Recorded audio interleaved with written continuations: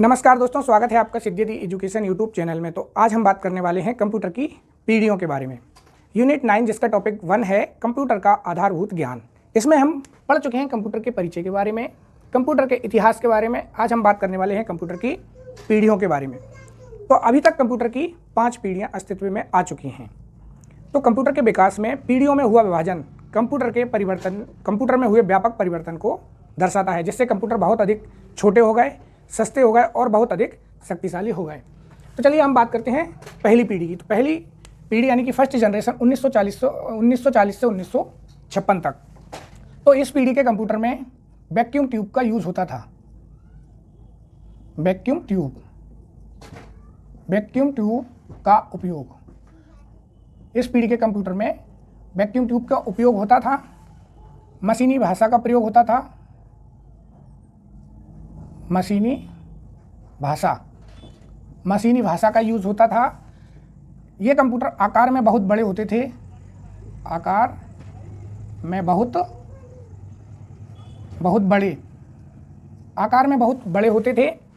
ये कंप्यूटर आकार में अगर बहुत बड़े होंगे तो बिजली भी अधिक खपत करेंगे। तो बिजली की खपत अधिक, यानी बिजली की अधिक खपत करते थे। और बिजली की खपत अधिक करेंगे तो बहुत ज़्यादा हीट प्रोड्यूस करेंगे, यानी कि गर्मी उत्पन्न करेंगे। ऊष्मा ज़्यादा, यानी ऊष्मा ज़्यादा होगी, गर्मी बहुत ज़्यादा उत्पन्न होगी। ऊष्मा ज़्यादा उत्पन्न होती थी तो ये कंप्यूटर बार बार बंद होते थे। इनकी गति बहुत धीमी थी। गति बहुत धीमी थी और विश्वसनीयता कम थी इन कंप्यूटर की। विश्वसनीयता कम। तो पहली पीढ़ी के कंप्यूटर में वैक्यूम ट्यूब का यूज़ होता था। मशीनी भाषा का उपयोग होता था। आकार में बहुत बड़े थे और बिजली की खपत अधिक करते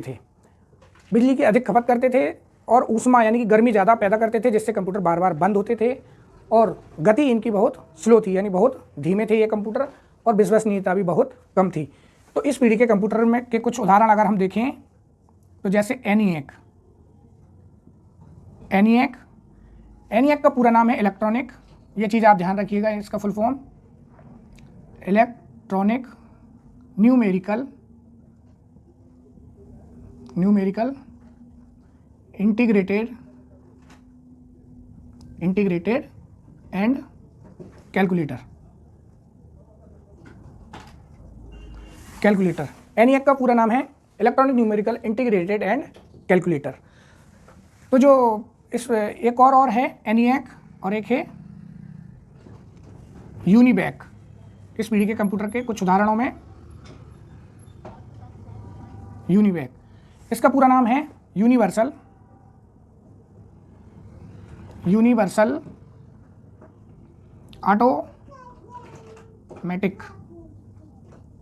ऑटोमेटिक कंप्यूटर। इस पीढ़ी के कंप्यूटर के कुछ उदाहरण हैं ENIAC electronic numerical integrated and calculator और यूनिवैक यूनिवर्सल ऑटोमेटिक कंप्यूटर। ये इस पीढ़ी के कंप्यूटरों के कुछ उदाहरण हैं। तो चलिए अब हम अगली पीढ़ी के बारे में बात करते हैं, दूसरी पीढ़ी। तो दूसरी पीढ़ी इसकी शुरुआत होती है 1956 से 1963। इस पीढ़ी के कंप्यूटर में, अब इस सेकेंड जनरेशन के कंप्यूटरों में वैक्यूम ट्यूब की जगह ट्रांजिस्टर का उपयोग होने लगा और उच्च लैंग्वेज, यानी कि पहली पीढ़ी के कंप्यूटर में मशीनी भाषा का यूज़ होता था, लेकिन सेकेंड पीढ़ी के कंप्यूटर में असेंबली भाषा का यूज़ होने लगा। ट्रांजिस्टर का उपयोग,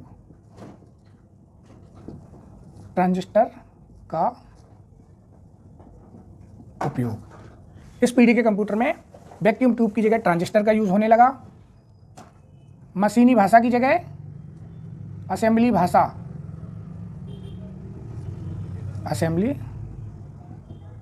भाषा का यूज़ होने लगा। अगर इस जनरेशन की कंप्यूटर की विशेषताओं के बारे में हम बात करें तो ये बिजली की कम खपत करते थे। खपत, यानी बिजली का कम उपयोग करते थे ये कंप्यूटर। पहली पीढ़ी के कंप्यूटरों की तुलना में ये कंप्यूटर आकार में छोटे होते थे, सस्ते होते थे और अधिक विश्वसनीय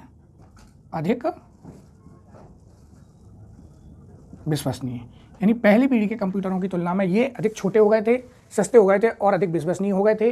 बिजली की खपत कम करते थे, असेंबली भाषा का यूज़ होता था और इसमें ट्रांजिस्टरों का उपयोग होने लगा था। इनकी गति और प्रदर्शन बेहतर हो गया था। गति और प्रदर्शन बेहतर, पहली की पीढ़ी के कंप्यूटर से गति भी तेज थी और बेहतर प्रदर्शन इस पीढ़ी के कंप्यूटरों का था। इन कंप्यूटरों में प्राइमरी मेमोरी के लिए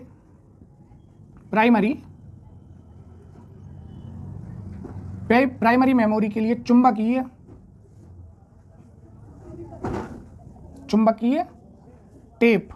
टेप या चुंबकीय कोर का उपयोग होता था और सेकेंडरी मेमोरी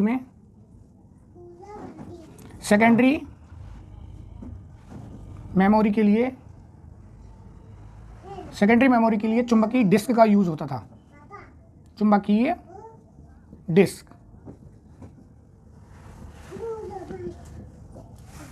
इस पीढ़ी के कंप्यूटरों में ट्रांजिस्टर का उपयोग होने लगा था, असेंबली भाषा का यूज़ होने लगा था, बिजली की कम खपत करते थे, छोटे होते थे, सस्ते और अधिक विश्वसनीय, गति तेज थी और प्रदर्शन इनका बेहतर हो गया था। प्राइमरी मेमोरी में चुंबकीय टेप या चुंबकीय कोर का यूज़ होता था, सेकेंडरी मेमोरी में चुंबकीय डिस्क का यूज़ होने लगा था। इसके बाद हम बात करते हैं अगली पीढ़ी के कंप्यूटर, थर्ड जनरेशन के कंप्यूटरों में। इन कंप्यूटरों में ट्रांजिस्टर की जगह आईसी का उपयोग होने लगा था। तीसरी पीढ़ी ये स्टार्ट होती है 1964 से 1971। इन कंप्यूटरों में आईसी का यूज़ होने लगा था, इंटीग्रेटेड सर्किट का यूज़ होने लगा था। ये जो आईसी थी यह सिलिकॉन से निर्मित होती थी। सिलिकॉन से निर्मित एक चिप होती थी, छोटी सी चिप होती थी। इस चिप में कई सारे इलेक्ट्रॉनिक घटक होते थे, जैसे कैपेसिटर, रजिस्टर्स,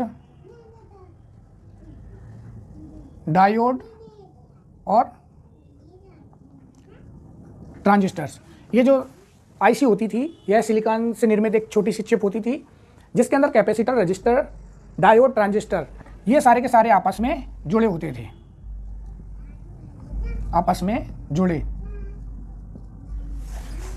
तो ये कंप्यूटर तीसरी पीढ़ी के कंप्यूटर सेकंड पीढ़ी के कंप्यूटर से थोड़े उन्नत किस्म के हो गए थे।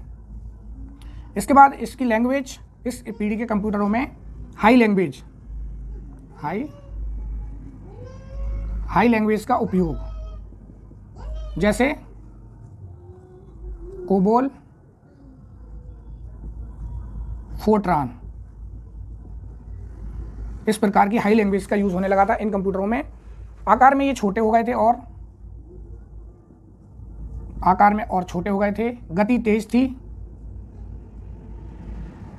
गति तेज हो गई थी। बिजली की खपत कम करते थे,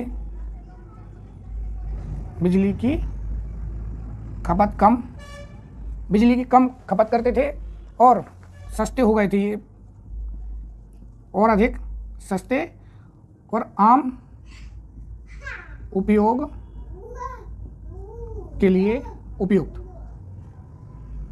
यानी आम उपयोग के लिए इस पीढ़ी के कंप्यूटर उपयुक्त हो गए थे। तो एक बार और देखते हैं 1964 से 1971 थर्ड जनरेशन। इसमें इंटीग्रेटेड सर्किट का यूज़ होने लगा था, जो सिलिकॉन से निर्मित होती थी। इस सिलिकॉन से निर्मित चिप के ऊपर कई सारे इलेक्ट्रॉनिक घटक होते थे, जैसे कैपेसिटर, रजिस्टर, डायोड या ट्रांजिस्टर, ये सारे के सारे आपस में जुड़े होते थे। हाई लैंग्वेज का उपयोग होने लगा, जैसे कोबोल या फोर्ट्रान, ये आकार में और छोटे हो गए थे। गति इनकी पहले की पीढ़ी के कंप्यूटरों से तेज हो गई थी, बिजली की कम खपत करने लगे थे और अधिक सस्ते हो गए थे और आम उपयोग के लिए उपयुक्त हो गए थे। आम उपयोग के लिए ये इस पीढ़ी के कंप्यूटर उपयुक्त हो गए थे। उदाहरण के लिए इस पीढ़ी के कंप्यूटरों के कुछ उदाहरण हैं। एग्जाम्पल IBM का 360 कंप्यूटर। तो इस पीढ़ी के कंप्यूटरों के बारे में देखा, ये पहली और दूसरी पीढ़ी के कंप्यूटर से और अधिक बेहतर हो गए थे। चलिए अब हम बात करते हैं 4th जनरेशन के बारे में। जो 4th जनरेशन थी, इस जनरेशन के कंप्यूटरों में आईसी की जगह माइक्रो प्रोसेसर का यूज़ होने लगा, यानी कि माइक्रो प्रोसेसर का यूज़ होने लगा। और माइक्रो प्रोसेसर बनाने वाली पहली कंपनी थी इंटेल। इंटेल के द्वारा माइक्रो प्रोसेसर पहली बार बनाया गया। 4th जनरेशन यह स्टार्ट होती है 1971 से 1989। इस पीढ़ी के कंप्यूटर में माइक्रो प्रोसेसर का उपयोग होने लगा था। और इंटेल पहली कंपनी थी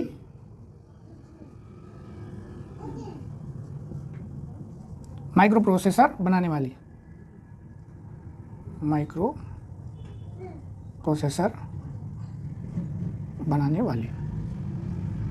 यानी इंटेल पहली कंपनी थी माइक्रो प्रोसेसर बनाने वाली। ये आप याद रखिएगा। इस पीढ़ी के कंप्यूटर में हाई लैंग्वेज का यूज़ होने लगा और उच्च स्तरीय भाषा जैसे C++, इस प्रकार की लैंग्वेज का यूज़ होने लगा था। इसके बाद अगर हम बात करें तो इस पीढ़ी के कंप्यूटरों में पर्सनल कंप्यूटर का प्रचलन बढ़ गया था।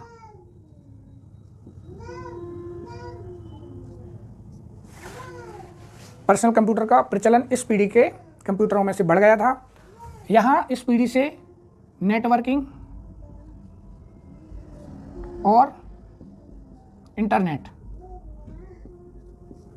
इंटरनेट की शुरुआत हो गई थी। नेटवर्किंग और इंटरनेट की शुरुआत हो गई थी यहाँ से। और GUI यानी कि ग्राफिकल यूज़र इंटरफेस का प्रयोग। इस पीढ़ी के कंप्यूटरों में GUI यानी कि ग्राफिकल यूज़र इंटरफेस का उपयोग होने लगा था। यह एक ऐसी प्रणाली थी, GUI एक ऐसी प्रणाली थी जो इलेक्ट्रॉनिक डिवाइस या इलेक्ट्रॉनिक उपकरणों के साथ यूज़र से इंटरेक्ट यानी बातचीत करने की अनुमति देती थी, जैसे icon button, business, mouse click आदि।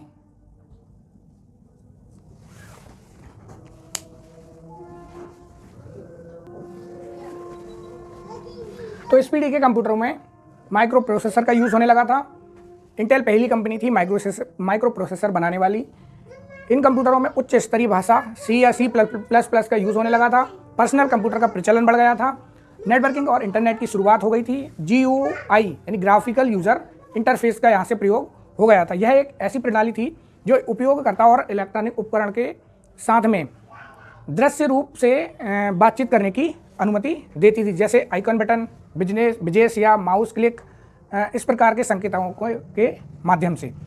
इसके बाद इस पीढ़ी के कंप्यूटरों के कुछ उदाहरण हैं।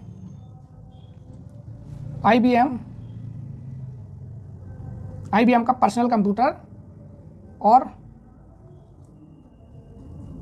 स्टार 100, इस प्रकार के कंप्यूटरों के कुछ उदाहरण हैं इस पीढ़ी के। अब हम बात करते हैं अगली पीढ़ी के कंप्यूटर के बारे में, यानी 5th जनरेशन के कंप्यूटरों के बारे में। तो जो 5th जनरेशन है, यानी कि वर्तमान में जो सभी कंप्यूटर हैं, ये सभी 5th जनरेशन के कंप्यूटर हैं। तो इन कंप्यूटरों में आर्टिफिशियल इंटेलिजेंस और सुपर कंडक्टर्स का यूज़ होने लगा। ये होती है 1989 से वर्तमान।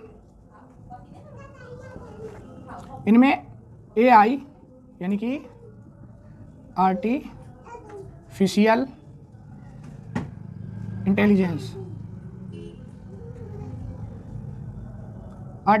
इंटेलिजेंस का उपयोग। इसके बाद सुपर कंडक्टर्स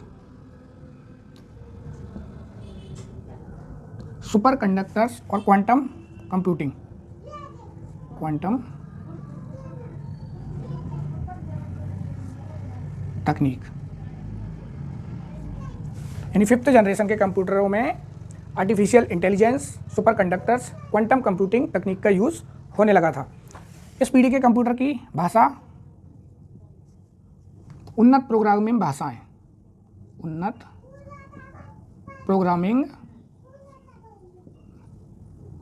प्रोग्रामिंग भाषाओं का उपयोग होने लगा था, जैसे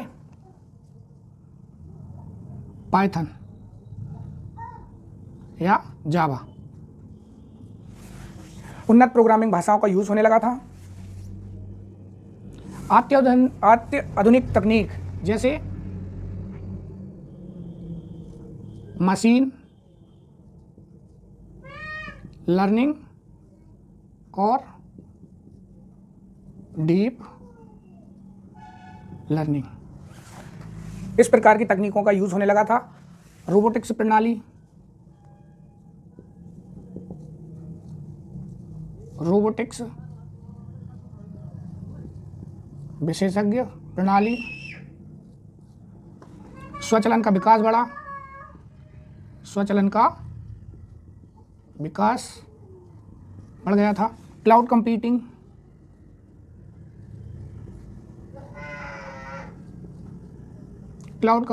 और मोबाइल कंप्यूटिंग, इस पीढ़ी के कंप्यूटरों की ये विशेषताएं थी। तो ये थी कंप्यूटर की 5 पीढ़ियों के बारे में जानकारी। अगर वीडियो पसंद आया हो तो वीडियो को लाइक करें और चैनल को सब्सक्राइब करें। इसी के साथ मिलते हैं अगले वीडियो में। धन्यवाद।